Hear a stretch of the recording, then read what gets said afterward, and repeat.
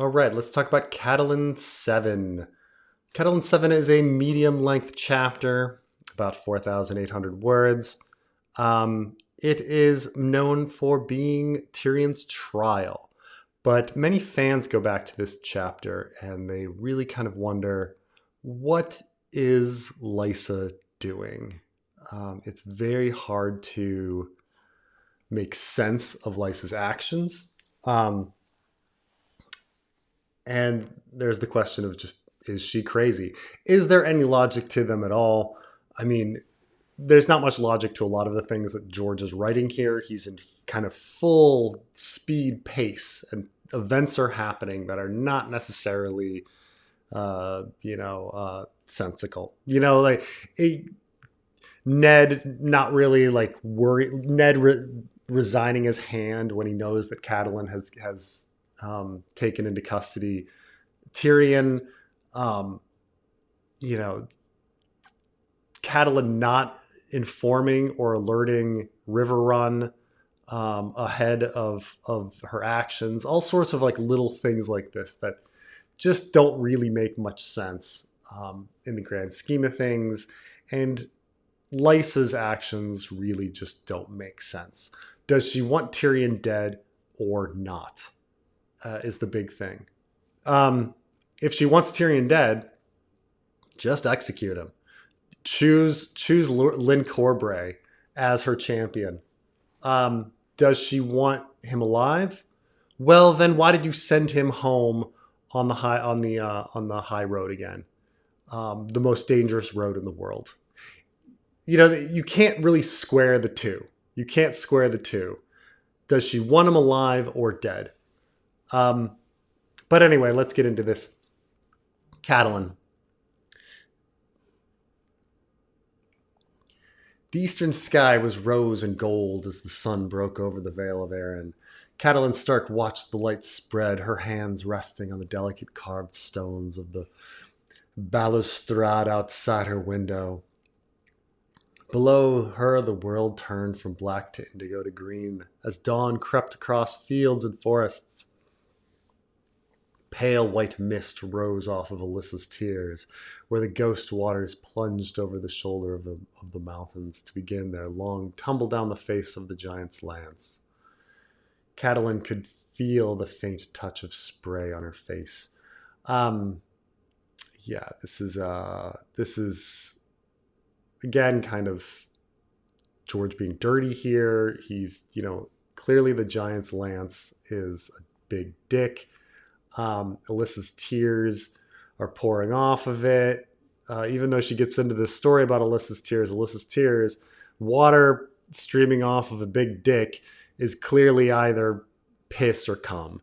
And so Catelyn feeling the faint touch of spray on her face is a fucking dirty joke that George is like putting in here. In the middle of this very beautiful paragraph, George is chuckling to himself because he's making these dick jokes. Alyssa Arryn had seen her husband, her brothers, all her children slain, and yet in life she had never shed a tear. So in death the gods had decreed that she would know no rest until her weeping watered the black earth of the Vale, where the men she had loved were buried. Alyssa had been dead 6,000 years now, and still no drop of the torrent had ever reached the valley floor below. All right? Catelyn wondered how large a waterfall her own tears would have to make when she died. Tell me the rest of it, she said. Again, it's a dick. Giant's lance is a dick. The tears are running out, yet they're not reaching the valley floor. They're not, valley is usually when we think of fertile ground, seed taking root. The seed is not taking root here, okay? So it's just that this is what it is. Catelyn feeling the faint touch of spray on her face. She's feeling cum on her face. The cum is disappearing in the air. It's becoming mist. It's not making it to the valley floor for fertilization. I mean, this is the running thing here, okay, about Lysa's infertility and Jon Arryn being unable to impregnate her, and all of this kind of aspect. The Eyrie is impregnable. It's it's there. So it's, and this is the kind of thing to remember, is that the Lysa's fertility, Lysa's baby situation is the fundamental answer to it all. It's the fundamental answer of who killed Jon Arryn. Okay, her. Because one, she was nuts from all of the miscarriages and the forced abortion and the stillbirths, and she was trying to take Sweet Robin away, to have him fostered, you know. So but then you get into the issue of like the fostering question gets into Jon Arryn and the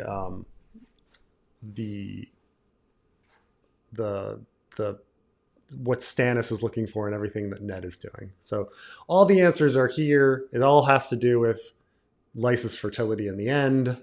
And in this beautiful couple paragraphs about nature, George is making that statement while making jokes about cum spraying everywhere. But George has also like put this in here because he's about to jump into exposition. And so he's kind of created some atmosphere here before the exposition. Tell me the rest of it. This is one of those literary things like tell me more. Like no one says it in real life. The Kingslayer is massing a host at Casterly Rock, Sir Roderick Cassell answered from the room behind her. Your brother writes that he has sent riders to the rock demanding that Lord Tywin proclaim his intent, but he has had no answer. Edmure has commanded Lord Vance and Piper to guard the pass below the Golden Tooth. He vows to you that he will yield no foot of Tully land without first watering with Lannister blood. All right, massive jetpacking here. I'm not sure if it's as bad as Tyrion flying down from Winterfell to meet Catelyn at the end of the crossroads, but Jaime has now teleported back to Casterly Rock and has sent ravens to all of his bannermen, who have now sent their men to Casterly Rock to gather their host. We're talking about events that would take literally a month. At minimum, it would take a month to do this. We can throw the map on here. I mean, Jaime has this dispute with Ned. He rides the Gold Road home. That would take at least 2 to 3 weeks for him to do that. Then once he gets home, he sends stuff, letters out to his bannermen all over the reach. They have to march, not just take like horses. The people are on foot. They march. That would take weeks to get everybody, send people out to the field, be like, oh, guys, we got to get our soldiers. Okay. And then send them to Casterly Rock. Weeks. I would say probably even 2 months. 2 months would be how long it would take. And yet somehow this has happened, and Edmure has heard about it and has now sent a raven to Eyrie. It's ridiculous that this is happening so fast, but whatever. Okay. Some people trash Edmure for, by the way, his actions here. They kind of say like, why are you only using Vance and Piper at the Golden Tooth when the Lannisters can just take the Gold Road, and they have so many more forces and stuff like that? And the answer is like, he's not Lord. He's not Lord. Hoster is. It's hard for him to call the banners. Piper and Vance are his personal friends, so they do it for him. So that's a big issue. I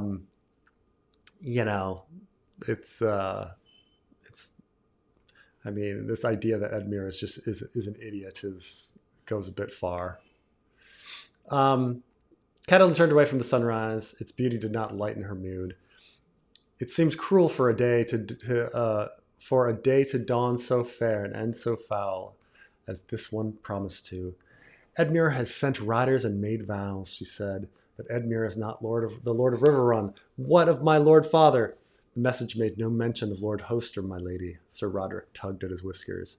They had grown in white as snow and bristled as thorn bush while he was recovering from his wounds. He looked almost himself again. My father would have not given the defense of Riverrun over to Edmure unless he was very sick, she said, worried. I should have been woken as soon as this bird arrived.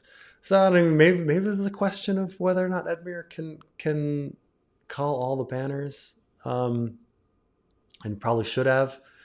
I mean, maybe you could argue that Edmure should have. Edmure does have all the power, and Edmure should have called all of his banners and sent them all to the Golden Tooth, but he doesn't necessarily have them all ready yet. I mean, again, this calling banners takes a freaking month. And then, if it was so important for Edmure to do this, why didn't Catelyn send stuff ahead before, like when she first captured Tyrion? It's a big mistake that she didn't warn her brother first thing. I should have been woken at this bird's as this bird arrived. It's so funny. Roderick is allowed to read Catelyn's mail. Your lady sister thought it better to let you sleep, Maester Coleman told me. I should have been woken, she insisted. The Maester tells me your sister planned to speak to you after the combat, Sir Roderick said. Then she still plans to go through with this mummer's farce, Catelyn grimaced. The dwarf has played her like a set of pipes, and she is too deaf to hear the tune. Whatever happens this morning, Sir Roderick, it's past time we took our leave. My place is at Winterfell with my sons. If you are strong enough to travel, I shall ask Lysa for an escort to see us to Gulltown. We can take a ship from there. Another ship? Sir Roderick looked a shade green, yet he managed not to shudder. As you say, my lady. Should have taken a ship in the first place. Roderick. Should have sent Roderick by himself to King's Landing. The old knight waited outside her door as Catelyn summoned the servants Lysa had given her. If she spoke to her sister before the duel, perhaps she could change her mind, she thought as she dressed her. She thought as they dressed her. Lysa's policies varied with her moods, and her moods changed hourly. She was the shy girl she had known at Riverrun had grown into a woman who was by turns proud, fearful, cruel, dreamy, reckless, timid, stubborn, vain, and above all, inconsistent. And perhaps this is the line that you need to take into heart the most with regards to this chapter. It makes no sense what Lysa's doing. It makes no sense. Does she want Tyrion dead or not? Because she sends him on the high road like he's gonna freaking die. But if she wanted him dead, then just freaking, use Lynn Corbray. When that vile turnkey of hers had come crawling to them to tell them that Tyrion Lannister wished to confess, Catelyn had urged Lysa to have the dwarf brought to them privately, but no, nothing would do but that her sister must make a show of him before half the Vale. And now this. Well, I mean, you keep in mind, I think Lysa was... I mean, I guess the logic here is that Lysa thought that Tyrion was going to confess to a crime that she did, and everything was going to be cool. Lannister is my prisoner, she told Sir Roderick as they descended the tower stairs and made their way through the Eyrie's cold walls. Catelyn wore plain gray wool with a silver belt. My sister must be reminded of that. I think that's well. I think that ship sailed, Catelyn. You had your chance, but now he's being accused of Jon Arryn's murder, so he's now Lysa's prisoner. And Lysa's champion has been chosen. And no, Catelyn never got a chance to choose a champion. So at the door to Lysa's apartments, they met her uncle storming out. Going to join the Fool's Festival, Sir Brynden snapped. I'll tell you to slap some sense into your sister if I thought it would do any good, but you'd only bruise your hand. Yeah, it's almost odd that Brynden and Catelyn are on the same page, but everybody else seems to be cool with the trial by battle. Like it seems like everybody's like, trial by battle. If the guy has committed a crime, we should do a trial by battle. I mean, that seems logical. Like everybody's on board with that except for specifically Catelyn and Brynden, as like, no, we're the ones with sense. There was a bird from Riverrun, Catelyn began. A letter from Edmure. I know, child. Everybody reads her mail before her. The blackfish had fastened his cloak was Brynden's only concession to ornament. I had to hear it from Maester Coleman. Oh, I guess Maester Coleman is the one reading her mail to everybody. I asked her sister for leave to take us 1,000 seasoned men to ride for Riverrun with all haste. Do you know what she told me? The Vale cannot spare 1,000 swords, nor even one uncle, she said. You are the knight of the gate. Your place is here. A gust of childish laughter drifted through the open doors behind him, and her uncle glanced darkly over his shoulder. Well, I told her she could bloody well find herself a new knight of the gate. Blackfish or no, I'm still a Tully. I shall leave for Riverrun by evenfall. So Blackfish decides that he wants to fight for Edmure. Family duty, honor kind of stuff. I mean, it's strange because it's like, or maybe he's just talking about different sense. So maybe he's not upset. Maybe Blackfish is not upset about the trial.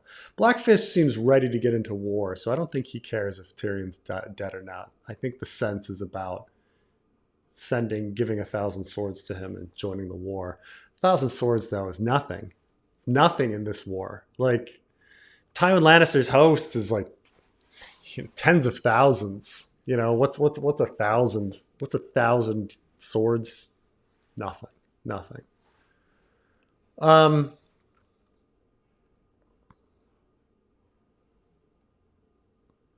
Catelyn could not pretend to be surprised. Alone, you know as well as I that you will never survive the high road.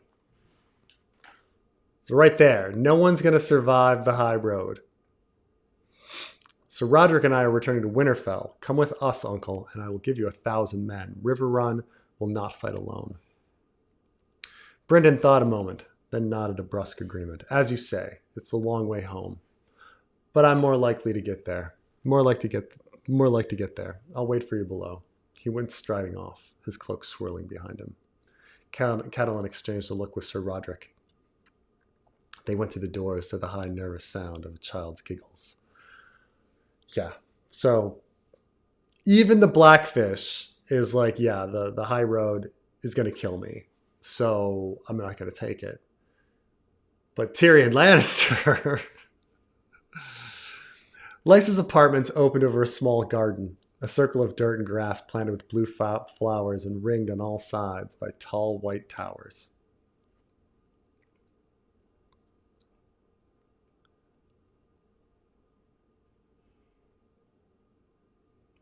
The builders had intended it to be as a godswood, but the Eyrie rested on the hard stone of the mountain, and no matter how much soil they hauled up from the Vale, they could not get a weirwood to take root here. So the lords of the Eyrie planted grass and scattered statuary amidst low flowering shrubs. It was there the two champions would meet to place their lives and that of Tyrion Lannister into the hands of the gods. So I think this seems to be some sort of retcon, right? Because isn't the Eyrie constructed by the Andals? So why would they be trying to bring a weirwood up the mountain? Right? Doesn't make any sense. It says here, legend claims that the winged knight drove first men from the Vale and flew to the top of the giant's lance on a huge falcon. So the winged knight is part of the Andal invasion. Records indicate that Lysa Arryn, the first king of Mountain and Vale, constructed the gates of the moon at the foot of the giant's lance. And so Artis Arryn is he's Andal.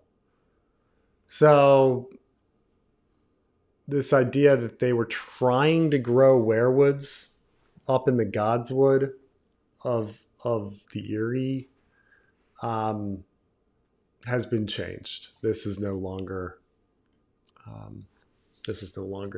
the case. Like, you know, the Andals are burning and chopping down werewoods. Why would they be constructing the Eyrie and then trying to bring a werewood up? But yeah, this is all changed around. I don't know if I've mentioned how many times I've mentioned the Eyrie is a castle that originally existed in a story called Windhaven, which is a book that George wrote together with Lysa Tuttle. Lysa,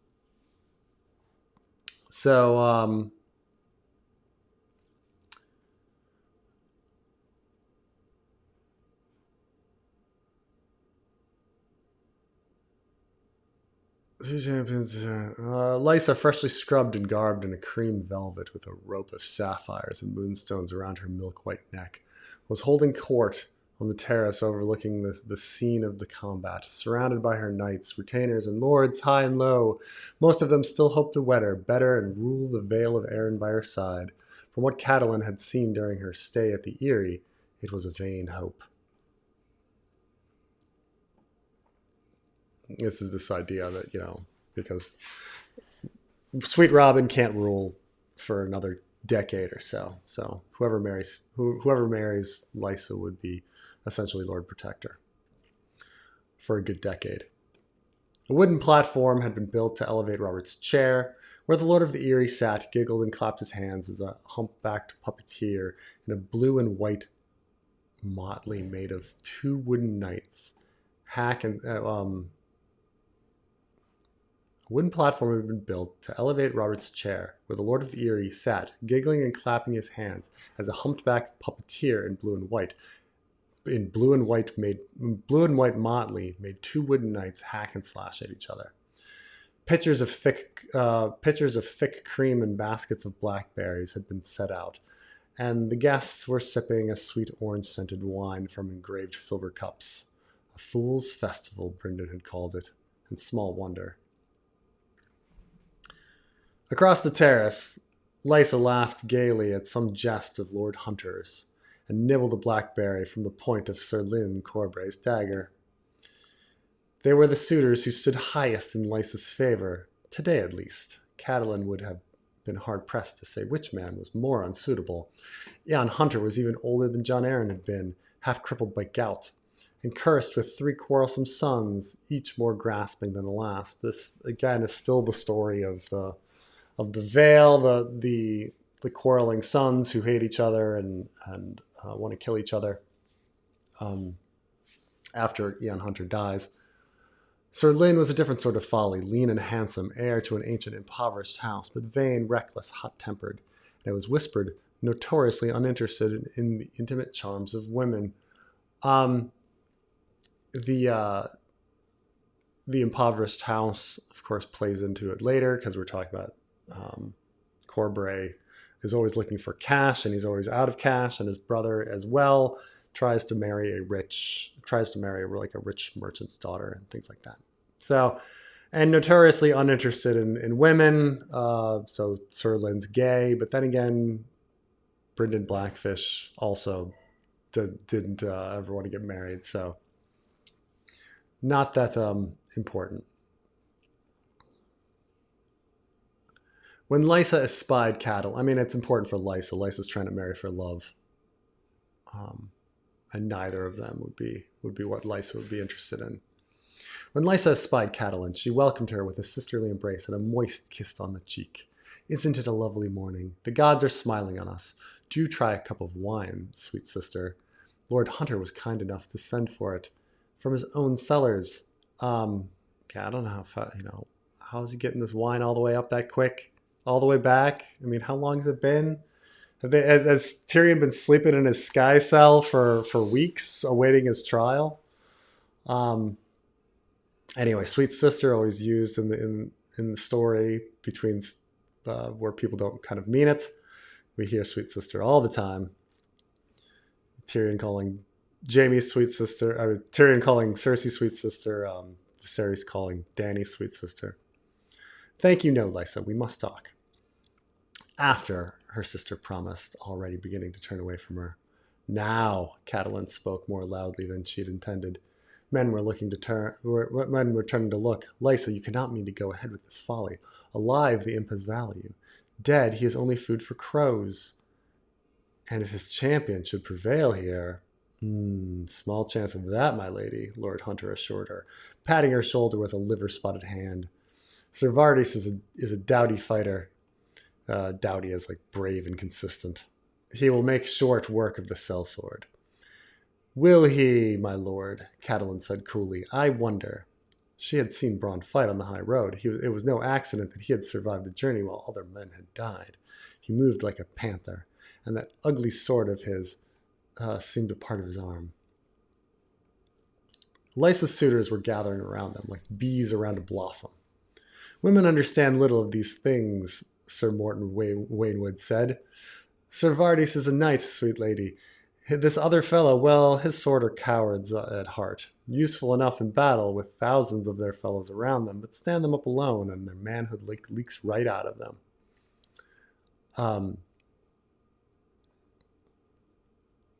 It's not that Sir Morton Waynwood is not saying something that's somewhat true, that, knights are trained to do this.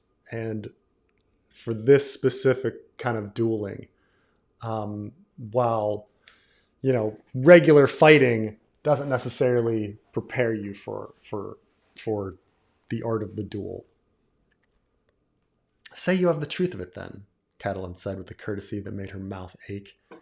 What will we gain by the dwarf's death? Do you imagine that Jaime will care a fig that we gave his brother a trial before we flung him off a mountain? And here's the thing: is like they send him on the high road anyway. Like it's just, had Jaime died, like they would be in the same situation. This entire trial is just one danger after the other. Behead the man, Sir Lyn Corbray suggested. When the Kingslayer receives the imp's head, it'll be a warning to him. Lyn Corbray is not wrong. Lysa gave an impatient shake of her waist-long auburn hair. Lord Robert wants to see him fly, she said, as if it settled the matter. And the imp has only himself to blame. It was he who demanded a trial by combat. And she was trying to, what she wants, I suppose, is that a visual trial by combat. It would be logical if a visual trial by combat proved the imp's public guilt. However, she chose Vardis. Like, why didn't just choose Lyn Corbray? Choose fucking Lyn Corbray. Lady Lysa had no honorable way to deny him, even if she'd wished, Lord Hunter intoned ponderously. It's true. Ignoring them all, Catelyn turned her force on her sister. I remind you, Tyrion Lannister is my prisoner, and I remind you, the dwarf murdered my lord husband. Her voice rose. He poisoned the hand of the king and left my sweet baby fatherless, and now I mean to see him pay. And Lysa has a point there. Killing the Lord of the Vale and Hand of the King is a much bigger crime than attacking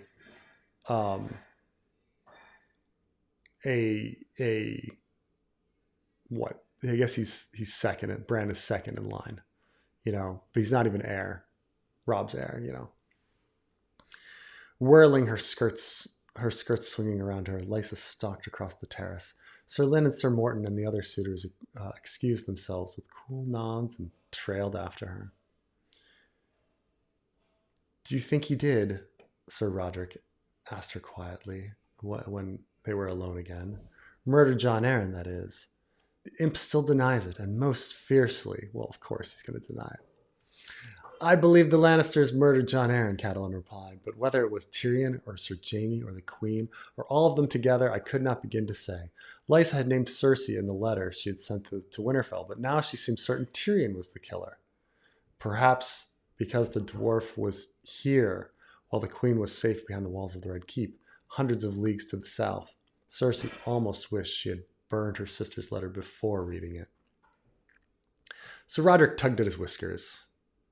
Poison, well, I guess his whiskers are back. We can measure the amount of time has passed. Poison, well, that could be the dwarf's work. Well, true enough. Or Cersei's. It said poison is a woman's weapon. Begging your pardon, my lady. The Kingslayer now, I have no great liking of him, but he's not the sort. Too fond of the sight of blood. And that golden sword of his. Was it poison, my lady? It's funny how often we hear the phrase poison is a woman's weapon. In this case, Sir Roderick happens to be correct. I think as readers, we're supposed to roll our eyes at the sexism of it. But it happens to actually be true because Lysa's the one that did it. But of course, lots of characters who are not women use poison. Cresson, Pycelle, Oberyn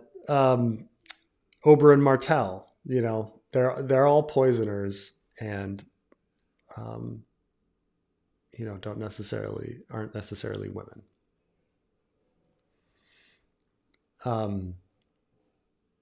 Even Littlefinger, if you count him, though, Olenna is, I guess, also the poisoner in that situation. But Catelyn frowned vaguely uneasy.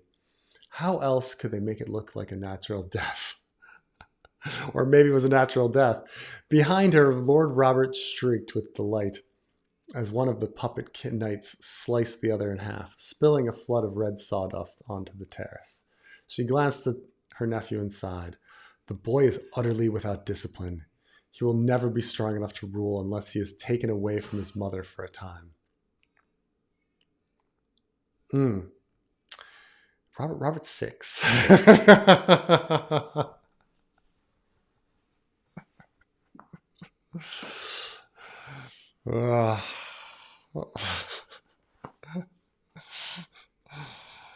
It's always kind of funny, Like I say, in actual courts and stuff, it's not really unheard of that someone is still breastfeeding at his age. Talking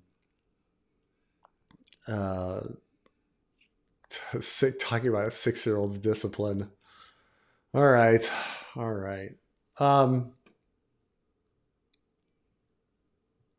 His Lord Father agreed with you, said a voice at her elbow. She turned to behold Maester Coleman, a cup of wine in his hand. He was planning to send the boy to Dragonstone for fostering, Oh, but I'm speaking out of turn. The apple of his throat bobbed anxiously beneath the loose maester's chin. I fear I've had too much of Lord Hunter's excellent wine. The prospect of bloodshed has my nerves all affray. This is kind of George R.R. Martin word, affray.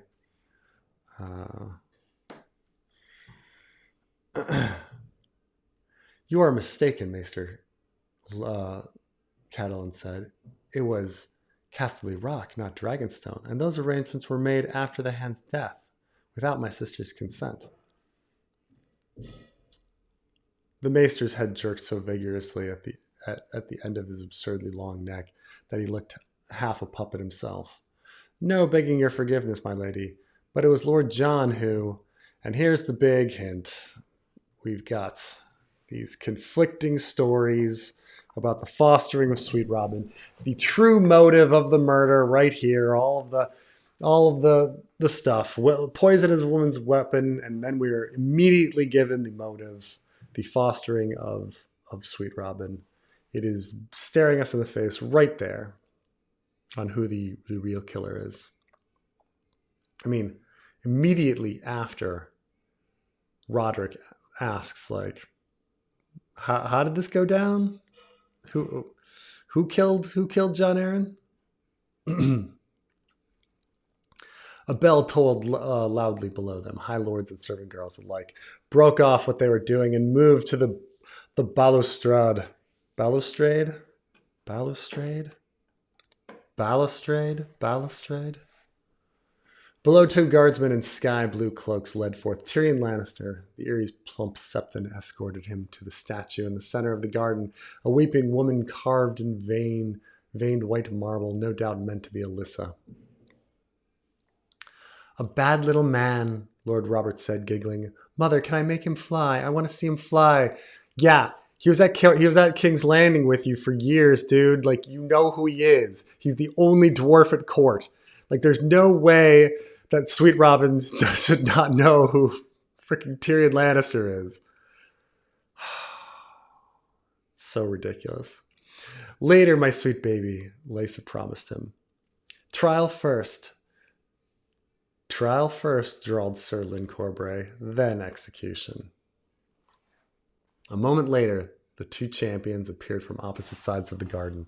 The knight was attended by two young squires, the sellsword by the Eyrie's master-at-arms. Sir Vardis Egan was steel from head to heel, encased in heavy plate armor over mail and padded surcoat. Large circular rondelles, enameled cream and blue in the moon and falcon sigil of House Arryn, protected the vulnerable junctures of arm and breast. A skirt of lobster metal covered him from waist to mid-thigh, while a solid gorget encircled his throat. Falcon wings sprouted from the temple of his helm, and his visor was a pointed metal beak with a narrow slit for vision. Bronn was so lightly armored he looked almost naked beside the knight. He wore only a shirt of black oiled ringmail over boiled leather, a round steel half-helm with a nose guard and a mail coif. His high boots were steel shin guards. His high leather boots with steel shin guards gave some protection to his legs, and discs of black iron were sewn into the fingers of his gloves. Yet Catelyn noted that the sellsword stood half a hand taller than his foe, with a longer reach, and Bronn was 15 years younger, if she was any judge. So I should mention this. This is so clearly what's being set up here is that Vardis Egan has encumbered himself in too much armor, and that Bronn is lightly armored and therefore more versatile and moving around. This is kind of a myth, by the way. I'm talking about plate armor versus ringmail. And what he means is chainmail, because ringmail is not actually a thing. This is the Dungeons and Dragons of fantasy. Okay, so in truth, plate armor was light. You could move around in it, and it was actually chainmail that was kind of heavy because it hung down. Like you strapped plate to your body, so the plate moved with you, while chainmail hung and was kind of heavy. So, however, in Dungeons and Dragons and every fantasy video game afterwards, you would always have these sorts of levels of armor. Well, you've got leather mail, and it costs X, and it offers a certain amount of protection. But then you can have versatility, so your thief can wear it. And then next is chainmail, and then next is plate mail. You always had that level kind of thing in these video games, which has translated into fantasy literature and stuff like that. But in truth, no, plate mail is definitely more versatile than chainmail. Like it's just the truth of it. George R.R. Martin is a child of fantasy literature and video games and comic books and Dungeons and Dragons. I mean, an adult of it. Those all came out when he was a full adult. But he played these things and was well aware of all of them. But it's just not true.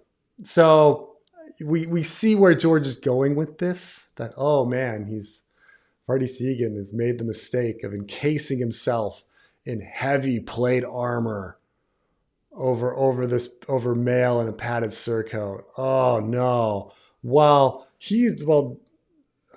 Bronn is only wearing, his ring mail, his chain mail. Like, no, no, no, no, no, no. This gets back into, the sword and shield versus trident and net kind of, battles in the uh, uh, Colosseum. It's always better to be armored. It's always better to be armored. Like, come on. They knelt in the grass beneath the weeping woman, facing each other, with Lannister between them. The High Septon removed a faceted crystal sphere from the soft cloth bag at his waist. He lifted it high above his head, and the light shattered. Rainbows danced across the imp's face. In a high, solemn, sing-song voice, the Septon asked the gods to look down and bear witness, to find truth in this man's soul, to grant him life and freedom if he was innocent, death if he was guilty. His voice echoed off the surrounding towers. Again, this is a little different than Trials by Battle in our world, which was mainly about two people that had a dispute, which then evolves into the duel, which is used as late as Hamilton and Burr. But this idea, though, that we're creating this religious moment where the gods are showing truth between two people battling is I don't know if we'd ever have that in our world, where we go, well, there was a trial by battle, and therefore God showed us the truth. When the last echo had died away, the Septon lowered his crystal and made a hasty departure. Tyrion leaned over and whispered something in Bronn's ear before the guardsman led him away. The sellsword rose laughing and brushed a blade of grass from his knee. Robert Arryn, Lord of the Eyrie and Defender of the Vale, was fidgeting impatiently in his elevated chair. "When are they going to fight?" he asked plaintively. Sir Vardis was helped back to his feet by one of his squires. The other brought him a triangular shield, almost 4 feet tall, heavy oak dotted with iron studs.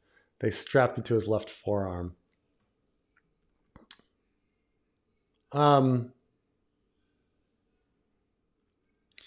Yeah, here they're giving him a kite shield of some sort. Triangular shield, 4 feet tall. That's pretty big. I mean, the entire point of wearing the armor is that you can use a small buckler. But whatever, it's fine. They strapped it to his left forearm. When Lysa's master at arms offered Bronn a similar shield, the sellsword spat and waved it away. See, it's getting to the same thing. 3 days' growth of coarse black beard covered his jaws and cheeks, but if he did not shave it, it was not for want of razor. The edge of his sword had the dangerous glimmer of steel that had honed every day. That had been honed every day for hours until it was too sharp to touch.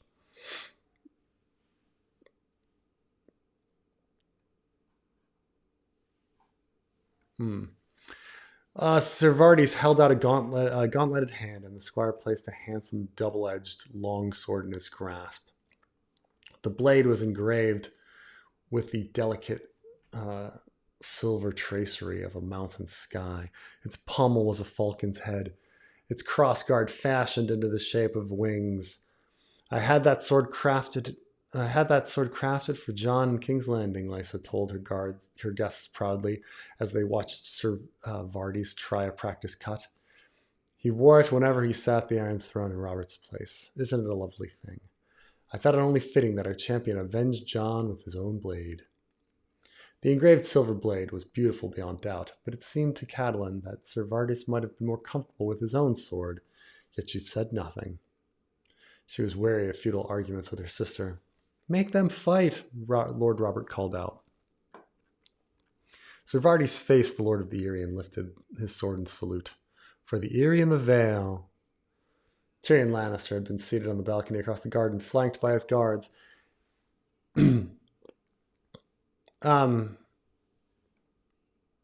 Flanked by his guards. His guards were killed. Flanked by the guards that Lysa has assigned him. It was to him that Bronn turned with a cursory salute. They wait your command, Lady Lysa, to her son. Fight! The boy screamed, his arms trembling as they clutched at his chair. Ser Vardis swiveled, bringing up his heavy shield. Bronn turned to face him. Their swords rang together once, twice, attesting. The sellsword backed off a step. The knight came after, holding his shield before him. He tried a slash, but Bronn jerked back, just out of reach, and the silver blade cut only air.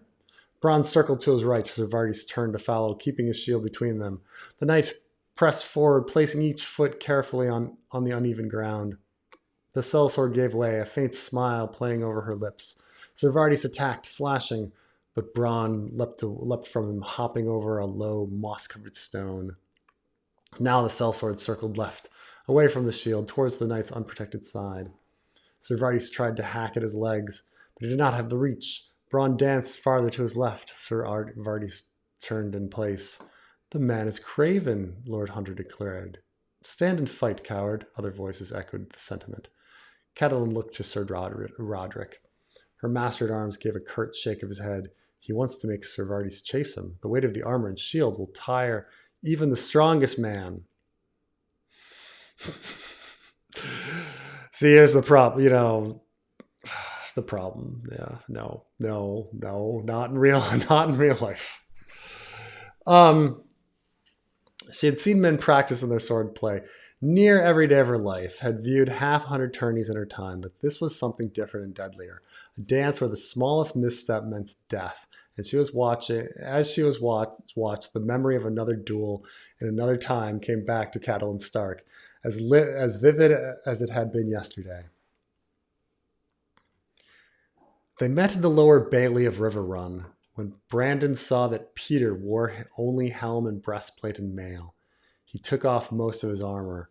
Peter had begged her for a favor he might wear, but she had turned him away. Her Lord Father promised her to Brandon Stark, and so it was to him she'd given her token, a pale blue hand scarf she had embroidered with the leaping trout of River Run.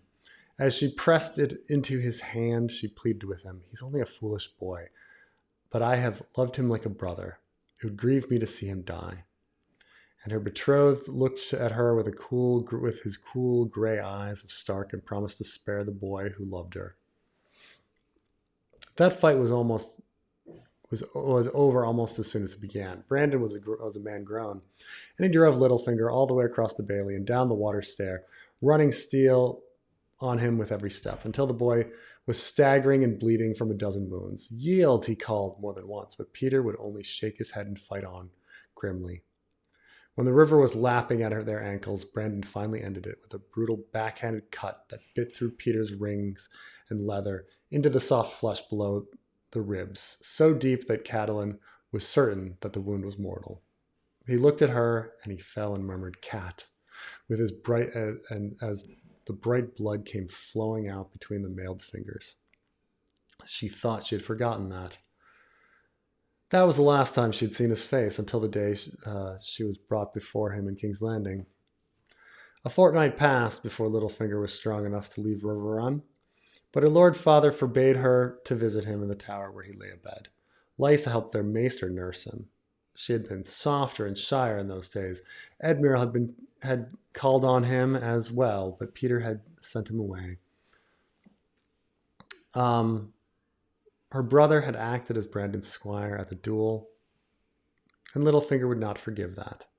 As soon as she was strong enough to be moved, Lord Hoster Tully sent Peter Baelish away to a closed litter to finish his healing on the fingers, upon the windswept jut of rock where he'd been born. The ringing clash of steel on steel jarred Catelyn back to the present. Ser Vardis was coming hard at Bronn, driving him with shield and sword. The sellsword scrambled backward, checking each blow, stepping lively over rock and brute, his eyes never leaving his foe. He was quicker, Catelyn saw. The knight's silvered sword never came near to touching him, and his own ugly gray blade hacked a notch from Ser Vardis' shoulder plate. The brief flurry of fighting ended as swiftly as it begun, when Bronn sidestepped and slid behind the statue of the weeping woman. Ser Vardis lunged where it had been, striking a spark off the pale marble where of Alyssa's thigh.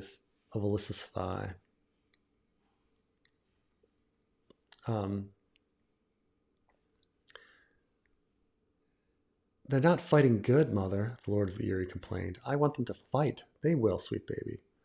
His mother soothed him. The sellsword can't run all day.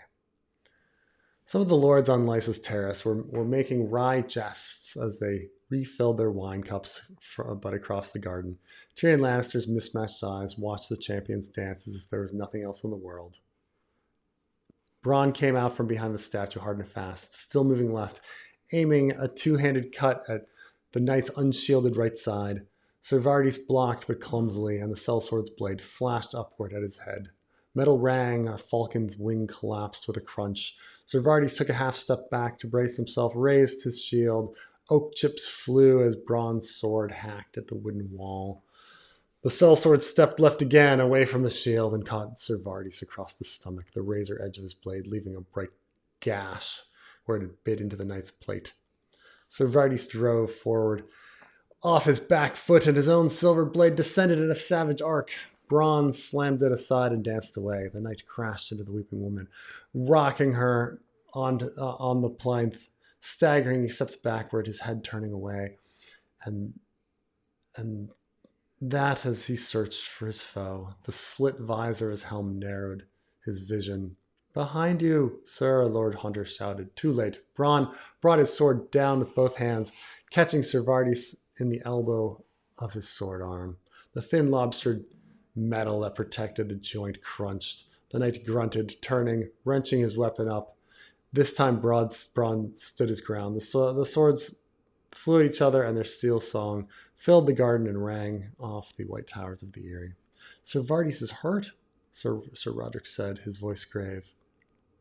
Catelyn did not need to be told. She had eyes. She could see the bright finger of blood running along the knight's forearm, the wetness inside the elbow joint.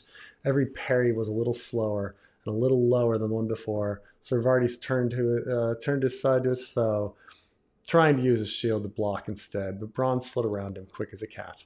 The sellsword seemed to get stronger. His cuts were leaving his marks now. Deep and shiny gashes gleamed all over the knight's armor and his right thigh, his beaked visor, crossing his breastplate, a long one across the front of his gorget. The moon and falcon rondel over Ser Vardis' right arm was sheared clean in half. Hanging by a strap, they could see his labored breath rattling through the air holes of his visor. Blind with arrogance as they were, even the knights of the Lord of the Vale could see what was happening. Yet her sister could not. Enough, Ser Vardis, Lady Lysa called down. Finish him now. My baby is growing tired. And it must be said of Ser Vardis Egan that he was true to his lady's command, even to the last. One moment he was reeling backward, half crouched behind his scarred shield. The next he charged. The sudden bull rush caught Bronn off balance. Ser Vardis crashed into him and slammed the lip of his shield into the sellsword's face. Almost, Bronn lost his feet. He staggered back, tripped over a rock, and caught hold of the weeping woman to keep his balance. Throwing aside his shield, Ser Vardis lurched after him, using both his hands to raise his sword. His right arm was bloodied from elbow to fingers now, and yet, in his last desperate blow, would have opened Bronn from neck to navel, if the sellsword had stood to receive it. But Bronn jerked back. Jon Arryn's beautiful engraved silver sword glanced off the marble elbow of the weeping woman, and snapped clean a third of the way up the blade. Bronn put his shoulder into the statue's back, the weathered likeness of Lysa Arryn, tottered and fell with a great crash, and Ser Vardis Egan went down beneath her. Bronn was on him in a heartbeat, kicking what was left of his shattered rondel aside and exposed the weak spot between his arm and his breastplate. Ser Vardis was lying on his side, pinned beneath the torso of the weeping woman. Catelyn heard the knight groan as the sellsword lifted his blade with both hands and drove it down and in with all the weight behind it, under the arm and through the ribs. Ser Vardis Egan shuddered and lay still. Silence hung over the Eyrie. Bronn yanked off his half-helm and let it fall into the grass. His lips were smashed and bloody where the shield had caught him. and his coal black hair was soaked with sweat. He spit out a broken tooth. Is it over, Mother? The Lord of the Eyrie asked. No, Catelyn wanted to tell him. It's only beginning now. Is this I guess this is a reference to and now it ends, and now it begins, and now it ends? Yes, Lysa said glumly, her voice as cold and dead as the captain of her guard. Can I make the little man fly now? Across the garden, Tyrion Lannister got to his feet. Not this little man, he said. This little man is going down in the turnip hoist, thank you very much. You presume, Lysa began. I presume that House Arryn remembers its own words, the imp said, as high as honor. You promised to make him fly, the Lord of Eyrie screamed at his mother. He began to shake. Lady Lysa's face was flushed with fury. The gods have seen fit to proclaim him innocent, child. We have no choice but to free him. She lifted her voice. Guards, take my Lord of Lannister and his creature out of my sight. Escort him to the bloody gate and set them free. See that they have horses and supplies sufficient to reach the Trident, and make certain all their goods and weapons are returned to them. They shall need them on the high road. The high road, Tyrion Lannister said. Tyrion allowed herself a faint, satisfied smile. It was another sort of death sentence, Catelyn realized. Tyrion Lannister must know that as well. Yet the dwarf favored Lysa Arryn with a mocking bow. As you command, my lady, he said. I believe we know the way. And so, yes, it's very hard to read. You know, like Lysa's motives.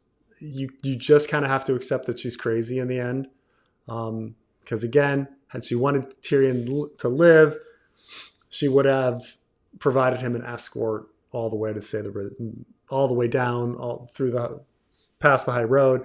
Had she wanted him dead, she would have chosen somebody besides Sir Vardis and given him a better sword and things like that, and not been making ridiculous commands and stuff like that. The only way to interpret this is that she's crazy. There's no way to make it logical. But that's that. You get your fun little fight. Not very realistic, but what you gonna do? That's Catelyn VII. You know, it's a fun little fight, but I don't know if it's anybody's favorite chapter. I mean, it's, you know, you get this fun fight, but you know, we don't get our Tyrion quips. We don't get I don't know, scheming or anything like that. It's just straight up kind of telling us, laying us all the information that Lysa is the one that killed Jon Arryn, and that's all there. And then we have our fight. Anyway, that's that. Thanks for watching. We'll see you next time.